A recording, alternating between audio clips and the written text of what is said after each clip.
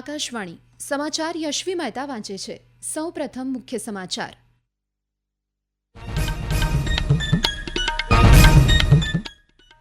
કેન્દ્રીય મંત્રીમંડળની બેઠકમાં રેલવે અને કૃષિ સિંચાઈ સહિતના અનેક પ્રોજેક્ટને મંજૂરી અપાઈ. કેન્દ્રીય મંત્રી નીતિન ગડકરીએ ખેડૂતોને નવી ટેકનોલોજી શીખવા અને ઉદ્યોગ સાહસિક બનવા અનુરોધ કર્યો. રાષ્ટ્રપતિ દ્રૌપદી મુર્મુએ સ્લોવાકિયાને ભારત દ્વારા યોજાનાર સમિટમાં ભાગ લેવા આમંત્રણ આપ્યું. ડોમિનિકન ગણરાજ્યની રાજધાની સાન્ટો ડોમિંગોમાં નાઇટ ક્લબની છત ધરાશાયી થતા 113 લોકોના મોત. અને આઈપીએલ ક્રિકેટમાં આજે ગુજરાત ટાઇટન્સ અને રાજસ્થાન રોયલ્સ વચ્ચે અમદાવાદમાં મુકાબલો. સમાચાર વિગતવાર. કેન્દ્ર સરકારે આંધ્રપ્રદેશ અને તમિલનાડુમાં Tirupati Pakala Katpadi single railway line સેક્શનને ડબલ કરવા મંજૂરી આપી છે. આજે નવી દિલ્હીમાં કેબિનેટની બેઠક દરમિયાન લેવાયેલા નિર્ણય વિશે માહિતી આપતા માહિતી અને પ્રસારણ મંત્રી અશ્વિની વૈષ્ણવે જણાવ્યું કે આ પ્રોજેક્ટ વેલ્લોર અને તિરુપતિના શૈક્ષણિક અને તબીબી કેન્દ્ર સાથે જોડાણ વધારશે. तिरुपति से काटपाड़ी की डबलिंग 1332 करोड़ रुपीस का प्रोजेक्ट है ये. आप इस एरिया में देखेंगे बहुत सारा एग्रीकल्चर प्रोडक्ट है. फिर वेल्लूर और तिरुपति दोनों मेडिकल और एजुकेशन के बड़े हब बने. कंप्लीट रायलसीमा रीजन इस पूरे क्षेत्र में इस प्रोजेक्ट से बेनिफिट मिलेगा. 2 डिस्ट्रिक्ट्स आंध्रा की चित्तूर और तिरुपति और तमिलनाडु में वेल्लूर, इन 3 डिस्ट्रिक्ट्स को डायरेक्ट इस प्रोजेक्ट का बेनिफिट मिलेगा. કેબિનેટે 1878 કરોડ રૂપિયાથી વધુના ખર્ચ સાથે 6 માર્ગીય ઝીરકપુર બાયપાસને પણ મંજૂરી આપી હતી. તેમણે કહ્યું કે પંજાબ અને હરિયાણામાં આ બાયપાસની લંબાઈ 19 કિલોમીટરની હશે. पूरे चंडीगढ़ जीरकपुर पंचकुला को लेके एक रिंग रोड जैसा कॉन्सेप्ट बना है जो कि 6 लेन जीरकपुर बाईपास प्रोजेक्ट है. 1878 करोड़ रुपीस का है, करीब 19.2 किलोमीटर्स, और इसको पीपीपी में हाइब्रिड एन्युइटी मोड पे बनाया जाएगा. इस प्रोजेक्ट का एक और बेनिफिट मिलेगा. हिमाचल का जो ट्रैफिक है उस ट्रैफिक को इमीडिएटली ये प्रोजेक्ट शहर के अंदर जाने के बजाय बाईपास से ही हिमाचल की तरफ जा सकते हो.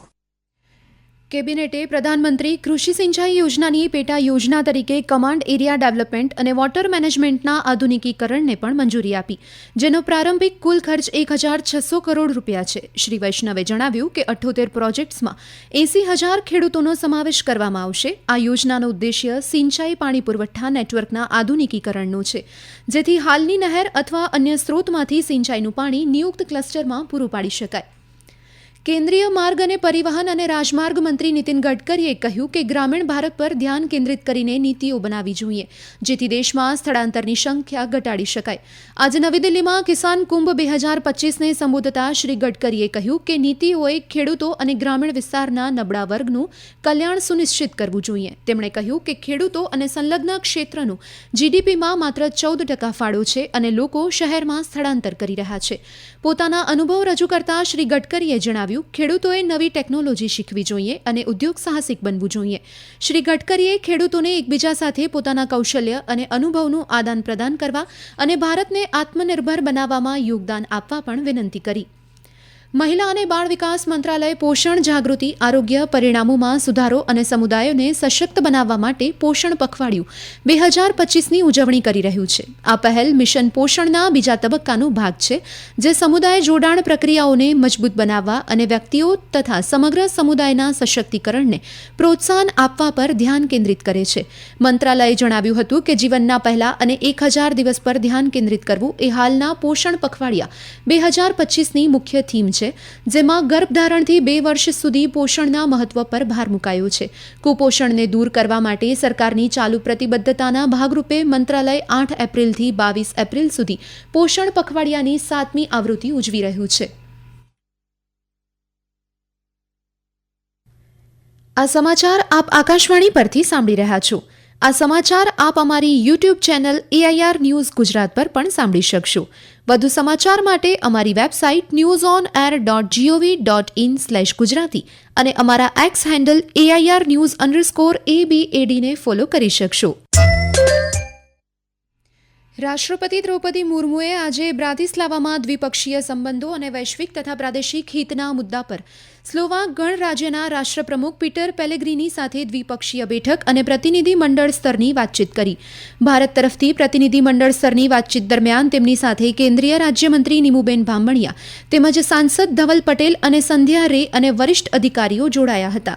રાષ્ટ્રપતિએ દ્વિપક્ષીય સંબંધોને મજબૂત બનાવવા માટે રાષ્ટ્રપ્રમુખ પેલેગ્રીનીની વ્યક્તિગત પ્રતિબદ્ધતા અને પહેલની પ્રશંસા કરી. બંને નેતાઓએ 2 સમજૂતી કરાર કર્યા. એક national small industries corporation limited અને સ્લોવાક બિઝનેસ એજન્સી વચ્ચે સૂક્ષ્મ, લઘુ અને મધ્યમ ઉદ્યોગ MSME ક્ષેત્રમાં સહયોગ પર અને બીજો Sushma Swaraj institute of foreign service અને સ્લોવાક મંત્રાલય of foreign and European affairs વચ્ચે સહયોગ પર સમજૂતી કરાર થયા. રાષ્ટ્રપતિ મુર્મુએ સ્લોવાકિયામાં ભારતીય કલા અને સંસ્કૃતિની વધતી જતી લોકપ્રિયતાની નોંધ લીધી. તેમણે સ્લોવાકિયાને 1 થી 4 મે 2025 દરમિયાન મુંબઈમાં ભારત દ્વારા આયોજિત આગામી વેવ સમિટમાં સક્રિયપણે ભાગ લેવા આમંત્રણ પણ આપ્યું.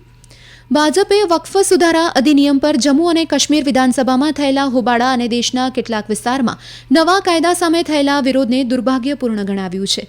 નવી દિલ્હીમાં મીડિયા સાથે વાત કરતા પક્ષના પ્રવક્તા પ્રેમ શુક્લાએ કહ્યું કે રાષ્ટ્રપતિ દ્રૌપદી મુર્મુની સંમતિ પછી વક્ફ સુધારા વિધેયક હવે કાયદો બની ગયું છે અને વિરોધના નામે કેટલાક વિપક્ષ શાસિત રાજ્યમાં જે રીતે હિંસા કરવામાં આવી રહી છે તે યોગ્ય નથી.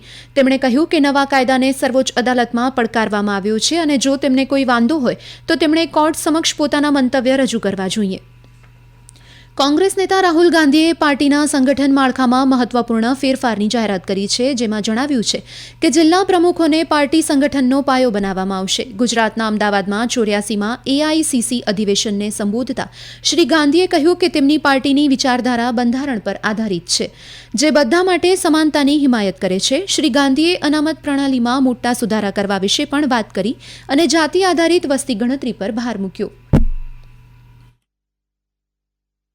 मैं फिर से दोहरा के कह रहा हूं, इस स्टेज से आप सब के साथ कह रहा हूं कि 50% की जो दीवार है इसको हम पूरे देश में तोड़ के परे कर देंगे और जो शुरुआत हमने तेलंगाना में की है वही हम दिल्ली में पूरे हिंदुस्तान के लिए करने जा रहे हैं. कांग्रेस प्रेसिडेंट, वर्किंग कमेटी और पार्टी के सीनियर नेताओं की काफी मीटिंग हुई है और हम चाहते हैं कि जो हमारे डिस्ट्रिक्ट प्रेसिडेंट्स हैं उन्हें हम पार्टी की नींव बनाएं और हम चाहते हैं कि उन्हें जो हमारे डिस्ट्रिक्ट प्रेसिडेंट्स हैं, डिस्ट्रिक्ट कमेटीज हैं, उन्हें पार्टी शक्ति दे, पावर दे और जिम्मेदारी दे. ડોમિનિકન ગણરાજ્યની રાજધાની સાન્ટો ડોમિંગોમાં એક નાઇટ ક્લબની છત ધરાશાયી થતાં 113 લોકોના મોત થયા છે અને 150થી વધુ લોકો ઘાયલ થયા છે. આ ઘટનામાં પ્રાંતીય ગવર્નર અને ભૂતપૂર્વ મેજર લીગ બેઝબોલ પિચર ઓક્ટાવિયો ડોટેલનું પણ મોત થયું છે. હજુ પણ મૃત્યુઆંક વધવાની શક્યતા છે. બિહારના બેગુસરાય અને આસપાસના જિલ્લાઓમાં વીજળી પડવાથી 8 લોકોના મોત થયા અને કેટલાક ઘાયલ થયા છે. સરકારી સૂત્રના જણાવ્યા અનુસાર બેગુસરાયના બાલિયા, ભગવાનપુર, મટીહાની અને સાહેબપુર કમલ વિસ્તારમાં 5 લોકોના મોત થયાના અહેવાલ છે, જેમાં 4 લોકો ઘાયલ થયા છે. મધુબનીના ઝાંઝરપુર વિસ્તારમાં 3 લોકોના મોત થયા છે. હવામાન વિભાગે આગામી 24 કલાક દરમિયાન રાજ્યના ઉત્તર પૂર્વ ભાગોમાં વરસાદ, વાવાઝોડા અને વીજળી પડવાની આગાહી કરી છે. Indian premier league IPL T20 ક્રિકેટમાં આજે ગુજરાત ટાઇટન્સ અને રાજસ્થાન રોયલ્સ વચ્ચે મેચ રમાઈ રહી છે.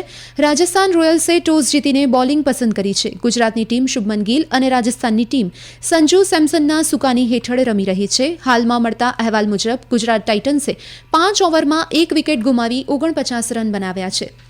પ્રધાનમંત્રી નરેન્દ્ર મોદીએ પીઢ નેતા થિરુકુમારી અનંતનના અવસાન પર શોક વ્યક્ત કર્યો છે. એક સોશિયલ મીડિયા સંદેશમાં શ્રી મોદીએ કહ્યું કે થિરુકુમારી અનંતનને સમાજ પ્રત્યેની તેમની નોંધપાત્ર સેવા અને તમિલનાડુ પ્રગતિ પ્રત્યેની ભાવના યાદ કરવામાં આવશે. દરમિયાન શ્રી મોદીએ પ્રખ્યાત લોક કલાકાર પદ્મશ્રી રામ સહાય પાંડેના નિધન પર પણ શોક વ્યક્ત કર્યો હતો. સોશિયલ મીડિયા સંદેશમાં શ્રી મોદીએ કહ્યું કે અદ્ભુત કળા, સમર્પણ અને સખત મહેનતથી રામ સહાય પાંડેએ બુંદેલખંડના લોકનૃત્ય રાયને આંતરરાષ્ટ્રીય ખ્યાતિ અપાવી. અંતમાં મુખ્ય સમાચાર ફરી એકવાર. કેન્દ્રીય મંત્રીમંડળની બેઠકમાં રેલવે અને કૃષિ સિંચાઈ સહિતના અનેક પ્રોજેક્ટને મંજૂરી અપાઈ. કેન્દ્રીય મંત્રી નીતિન ગડકરીએ ખેડૂતોને નવી ટેકનોલોજી શીખવા અને ઉદ્યોગ સાહસિક બનવા અનુરોધ કર્યો. રાષ્ટ્રપતિ દ્રૌપદી મુર્મુએ સ્લોવાકિયા ભારત દ્વારા યોજાનાર વેવ સમિટમાં ભાગ લેવા આમંત્રણ આપ્યું. ડોમિનિકન ગણરાજ્યની રાજધાની સાન્ટો ડોમિંગોમાં નાઇટ ક્લબની છત ધરાશાયી થતાં 113 લોકોના મોત. અને IPL ક્રિકેટમાં આજે ગુજરાત ટાઇટન્સ અને રાજસ્થાન રોયલ્સ વચ્ચે અમદાવાદમાં મુકાબલો.